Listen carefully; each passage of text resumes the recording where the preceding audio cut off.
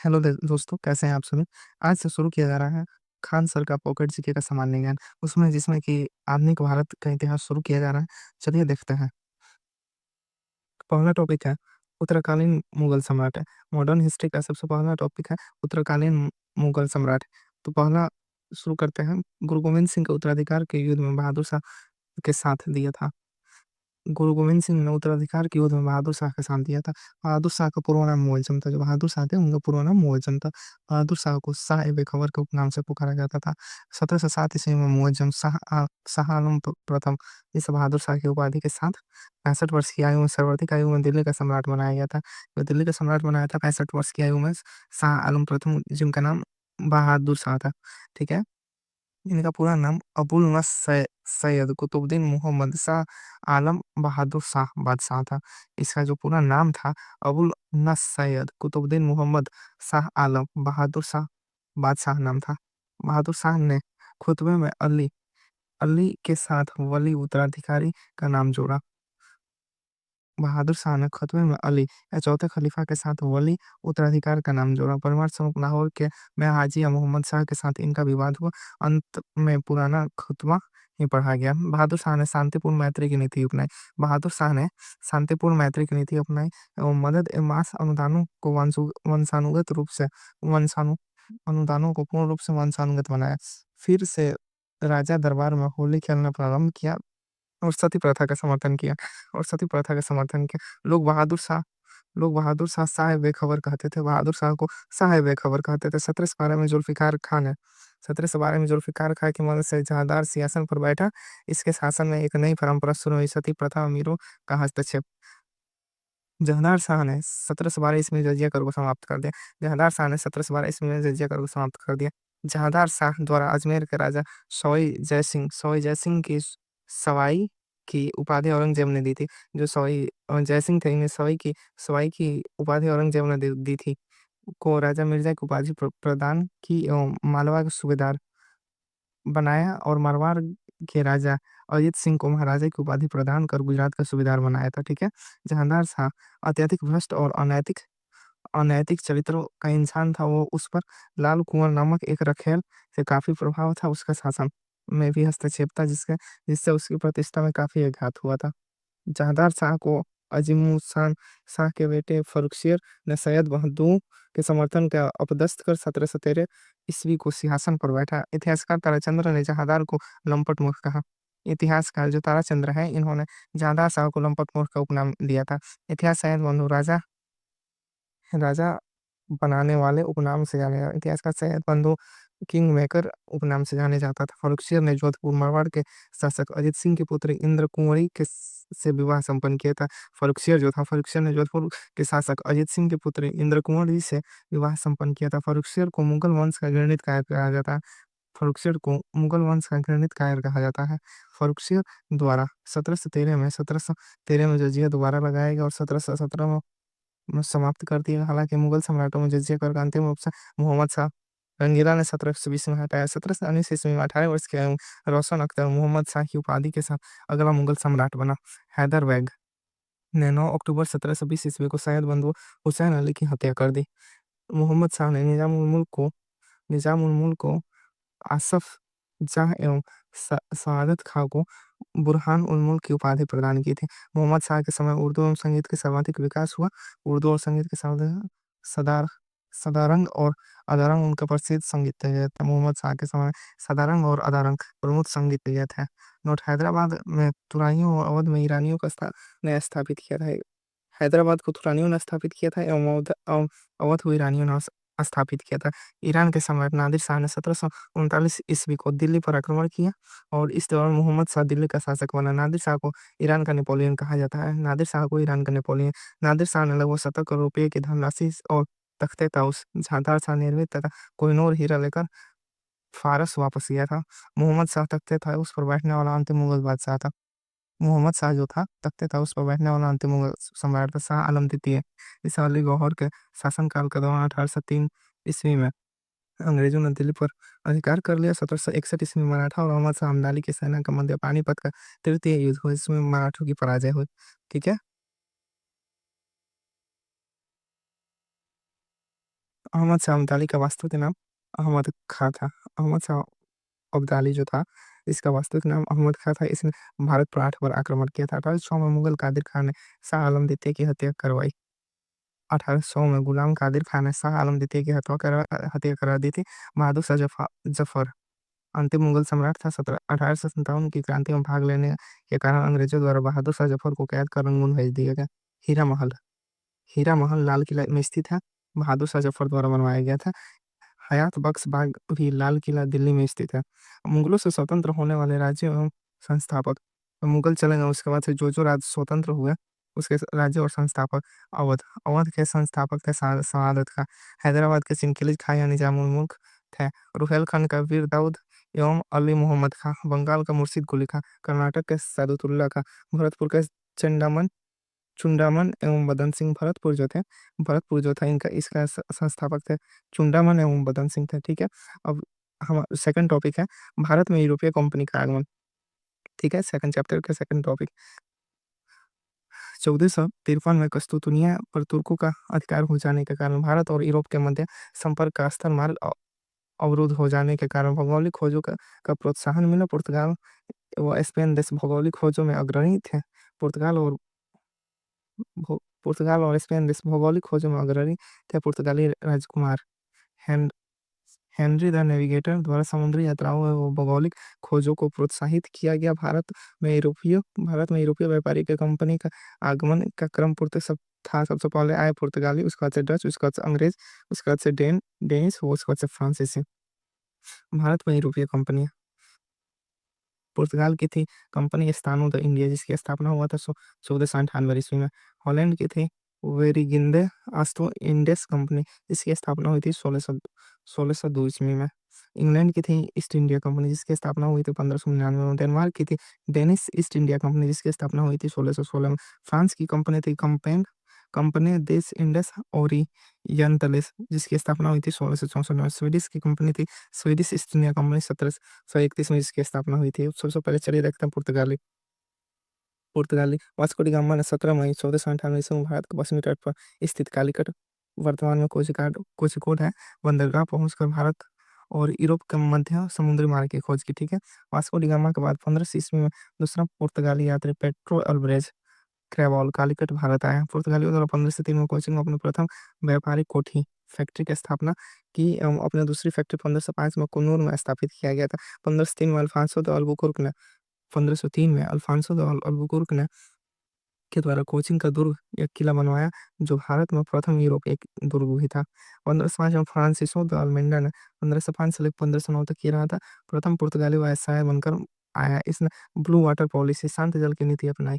1509 में Alfonso de अल्बुकुर्क को पुर्तगाली वायसराय का नियुक्त किया। इसमें इसको भारत और पुर्तगाली साम्राज्य का वास्तविक संस्थापक माना जाता है। बारबोसा ने अल्बुकर्क को दुभाषित के रूप में किया। इसने 1510 ईस्वी में बाजीपुर के शासक यूसुफ आदिल शाह से गोवा जीत लिया। 1510 ईस्वी में बीजापुर के शासक यूसुफ आदिल शाह से गोवा जीतना। ठीक है। इनक्विजिशन पुर्तगालियों द्वारा स्थापित धार्मिक न्यायिक अर्थ है। पुर्तगाली खुद को सागर का स्वामी कहते थे। पुर्तगाली जो थे वो खुद को सागर का स्वामी। अल्बुकर्क ने गोवा को सती प्रथा को प्रतिबंध लगाया था। अल्बुकर्क ने गोवा में सती प्रथा का प्रतिबंध लगाया था। ठीक है।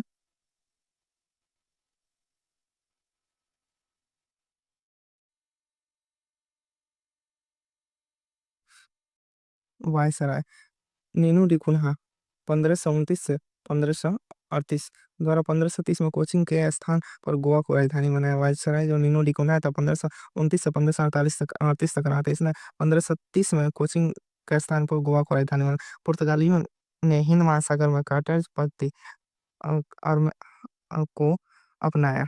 पुर्तगालियों द्वारा हिंद महासागर में जहाजों को जारी आज्ञा पत्र कार्टेज कहते थे। एस्तादे द इंडिया पुर्तगाली कंपनी का नाम था।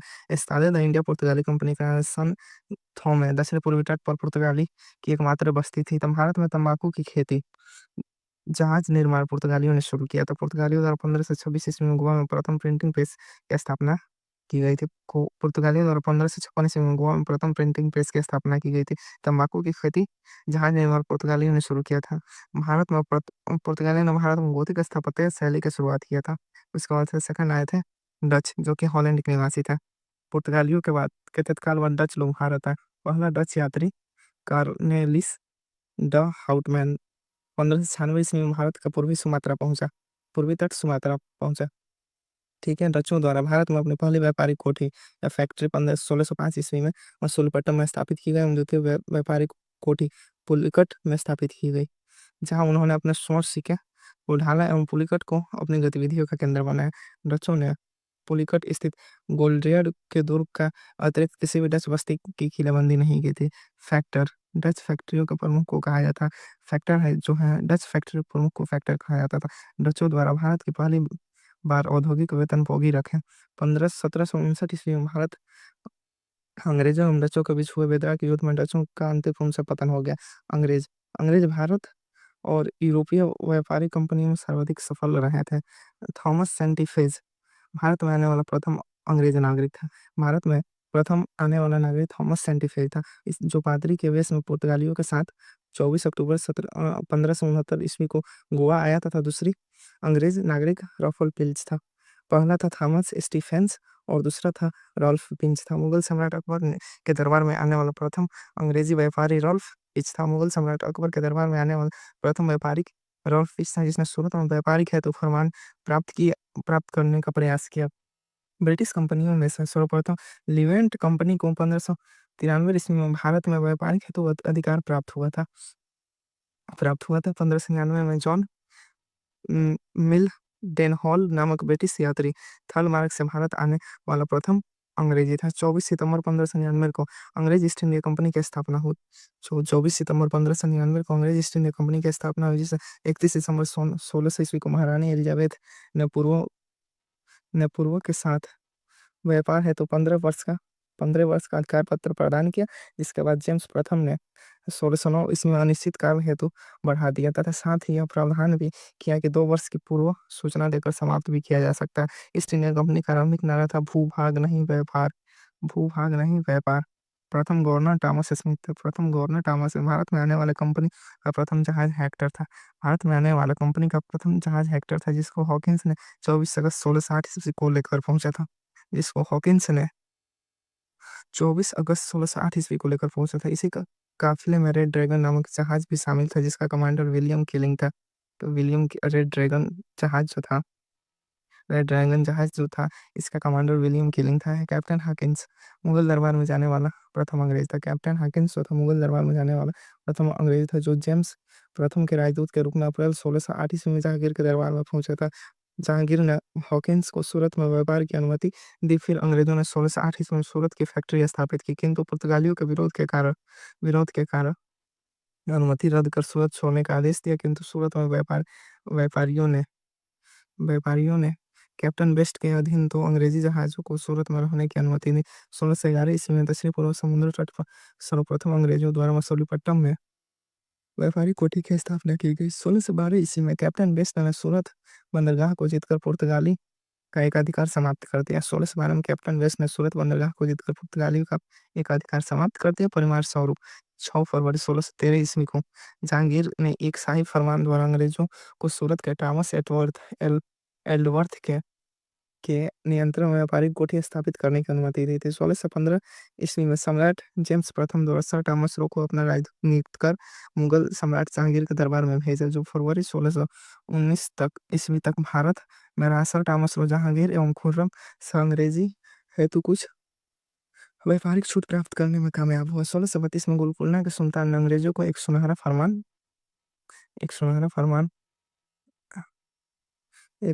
फरमान जारी किया, जिसके अनुसार सुल्तान को 500 पैगोंडा वार्षिक देकर अंग्रेज गोलकुंडा राज्य के बंदरगाह में स्वतंत्र पूर्वक व्यापार कर सकते थे। पूर्वी तट पर अंग्रेजों का प्रथम कारखाना 1633 ईस्वी में उड़ीसा के बालासोर एवं हरिहरपुरा में स्थापित किया गया था, पूर्वी तट पे। ठीक है, 1639 में फ्रांसिस डे नामक अंग्रेज ने चंद्रगिरी के राजा दरमेला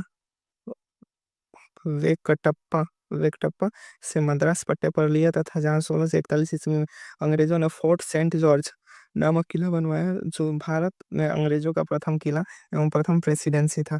फ्रांसीसी डे को ही मद्रास का संस्थापक माना जाता है। 1651 में शाह शुजा की अनुमति प्राप्त कर ब्रिजमैन द्वारा बंगाल में 1652 ईस्वी में हुगली नामक स्थान पर बंगाल का प्रथम अंग्रेज कारखाने की स्थापना की। बंगाल के सूबेदार शाह सुजा ने 1651 ईस्वी में अंग्रेज डॉक्टर बॉटन के द्वारा अपने हरम की एक स्त्री का उपचार करने के लिए एक निशान विशेष फरमान द्वारा 3000 रुपये वार्षिक कर के बदले बंगाल का व्यापार का विशेष अधिकार प्राप्त किया। 1661 ईस्वी में पुर्तगाल के राजकुमारी कैथरीन रेंगाजा की विवाह ब्रिटेन के चार्ल्स द्वितीय से संपन्न हुआ। पुर्तगाली द्वारा चार्ल्स द्वितीय को बम्बई दहेज में दिया गया। 1668 ईस्वी में चार्ल्स द्वितीय ने 10 पाउंड का वार्षिक किराया पर बम्बई को ईस्ट इंडिया कंपनी में दे दिया गया। 1687 ईस्वी में अंग्रेजों ने पश्चिमी तट का मुख्यालय मुंबई को बनाया। 1687 ईस्वी में अंग्रेजों ने पश्चिमी तट का मुख्यालय मुंबई को बनाया, जो कि पहले सूरत था। गोराल्ड अंगियर ने सू- सूरत के प्रेसिडेंट एवं बम्बई का द्वितीय ने मुंबई शहर की स्थापना की। गोराल्ड अंगियर ने जॉर्ज ऑक्सीडेन बम्बई का पहला गवर्नर था। जॉर्ज ऑक्सीडेन बम्बई का पहला गवर्नर था। विलियम हेजेज बंगाल का प्रथम गवर्नर जनरल था। विलियम हेजेज बंगाल का प्रथम गवर्नर जनरल था। 1698 बंगाल के सूबेदार अजीमू ससान ने अनुमति प्राप्त के बाद कंपनी की जमींदारी इब्राहिम खान से 1200 रुपये में 3 गांव गोवा, गोविंदपुर, सुल्तानाते और कालिकता की जमींदारी खरीद को इनकम मिलाकर आधुनिक कोलकाता के न्यू 1699 ईस्वी में जॉर्ज चौहान के द्वारा डाली गई। वो सम्राट विलियम तृतीय के नाम पर फोर्ट विलियम किला का निर्माण करवाया गया। 1715 ईस्वी में सर जॉन सरमन के नेतृत्व में एक ब्रिटिश दूत मंडल व्यापारिक रियायत प्राप्त करने हेतु मुगल बादशाह फारुखसियर से मिला। फारुखसियर द्वारा 1717 ईस्वी में फरमान जारी कर बंगाल में 3000 रुपये वार्षिक कर के बदले कंपनी के व्यापार को सीमा शुल्क से मुक्त प्रदान किया। इस फरमान को कंपनी का मैग्ना कार्टा कहा गया। इंग्लिश ईस्ट इंडिया कंपनी को जॉन कंपनी के नाम से भी जाना जाता था। इंग्लिश ईस्ट इंडिया कंपनी को जॉन कंपनी के नाम से भी जाना जाता था। कोलकाता में ब्रिटिश ईस्ट इंडिया कंपनी का मुख्यालय था। कोलकाता में ब्रिटिश ईस्ट इंडिया कंपनी का मुख्यालय। ब्रिटिश ईस्ट इंडिया कंपनी का स्थापना के दौरान भारत में मुगल सम्राट अकबर था, किंतु भारत का प्रथम बि- ब्रिटिश फैक्ट्री की स्थापना के दौरान सम्राट जहांगीर था, जो अब डेनमार्क जो डेनिश है। डेनमार्क ने ईस्ट इंडिया कंपनी की स्थापना 1616 ईस्वी में स्थापित हुई थी। इसने 1620 में प्रथम डेनिश व्यापारिक समझौता के द्वारा ट्रेका ट्रेकोवार तमिलनाडु में एवं 1676 ईस्वी में सेरामपुर बंगाल में अपनी व्यापारिक कोठी स्थापित की थी। सेरामपुर डेनमार्क की कंपनी का प्रमुख केंद्र और मुख्यालय था। 1745 ईस्वी में डेनमार्क ने अपनी भारतीय वाणिज्य कंपनी को अंग्रेजों को बेच दिया था। फ्रांसीसी अब चले 1760 ईस्वी में फ्रांसीसी सेना पर सर आयरकुट का नेतृत्व में वांडीवास की लड़ाई हुई थी। वांडीवास की लड़ाई 1760 में हुई थी। फ्रांसीसियों की बुरी तरह से हराया था। फ्रांसीसी कंपनी यूरोपीय कंपनी के सबसे अंत में भारत आई।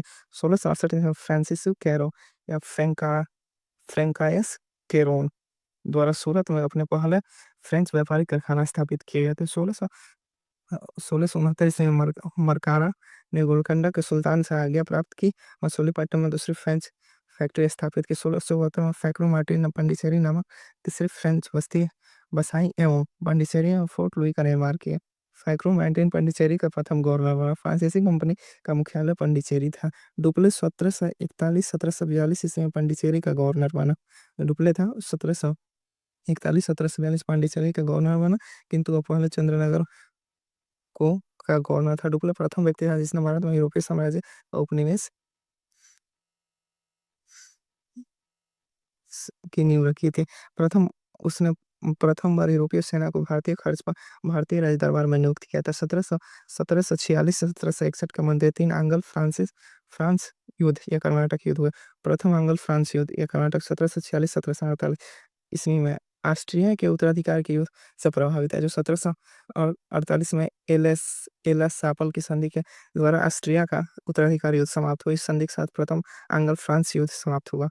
दूसरा आंग्ल फ्रांस युद्ध 1749 से 1754 में हुआ था। इसने फ्रांसीसी गवर्नर डुप्ले की पराजय उसे भारत से वापस बुला कर उस जगह पर गोडोहू को अगला फ्रांसीसी गवर्नर बनाएगा। पांडिचेरी की संधि जनवरी 1755 के साथ युद्ध विराम हुआ था। अब तीसरा आंग्ल फ्रांस युद्ध, जो 1756 से 1763 ईस्वी के बीच में हुआ था। 1756 ईस्वी में संपन्न हुए सप्तवर्षीय युद्ध का एक अंश था। पेरिस की संधि होने पर यह युद्ध समाप्त हुआ। 1760 ईस्वी में ब्रिटिश सेना द्वारा सर आयरकुट के नेतृत्व में सर रायकोट के नेतृत्व में वनडिवास की लड़ाई में फ्रांसीसियों के बुरी तरह से पराजय हुई। भारत और फ्रांसीसियों के प्रथम कोठी फ्रैंको कैरो द्वारा सूरत में 1668 ईस्वी में स्थापित किया गया। 1674 में फ्रांसीसी कंपनी निर्देशक फ्रांसीसी मार्टिन निर्देशक जो था फ्रांसीसी मार्टिन ने वर्ली कोंडापुरम में सूबेदार शेर खान लोधी को पंडिचेरी नामक नामक एक गांव प्राप्त किया, जो कालांतर में पंडिचेरी के नाम से जाना जाता है। 1661